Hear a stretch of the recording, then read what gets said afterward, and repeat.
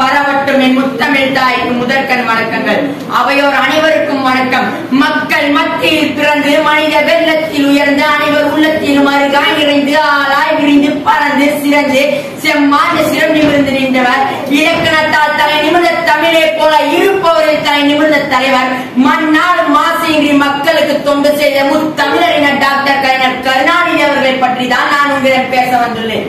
நன்சை கொடுக்கும் தஞ்சை தரணியில் திருக்கூலை என்னும் திருவூரில் முத்துவேலஞ்சம் தம்பதியருக்கு திருமகனாய் பிறந்தார். தமிழக அரசியல் வரலாற்றில் தனது பேராற்றலாலும் அயராத உழைப்பினாலும் ஆற்றல் மிக்க படைப்புகளாலும் தனி முத்திரை வைத்தவர் கலைஞர். எண்ணியலை செய்து முடிக்கும் திண்ணீராகவும் விளங்கினார். அரசியல் மட்டுமின்றி எழுத்து, பேச்சு, சினிமா, இலக்கிய பன்முக திறமைகளை தன்னகத்தை கொண்டவர். ஆளுமையாக இருக்கட்டும், ஜனநாயக பண்பாக இருக்கட்டும், உரிமை குரலாக இருக்கட்டும், கொள்கை பிடிப்பாக இருக்கட்டும், கலைஞருக்கு நேர் கலைஞர் தான். கேட்டார் பிடிக்கும் தலைவாய் கேளால் மேற்ப முடிவதால் சொல்லினும் வள்ளுவத்திற்கு வடிவம் கொடுத்தவர் தான் நம் கலைஞர். கார் உயிர் நீக்கி பொன்மொழி பரப்பி வந்த நெருப்பு சூரியன் ஆகஸ்ட் 7 அன்று மேற்கு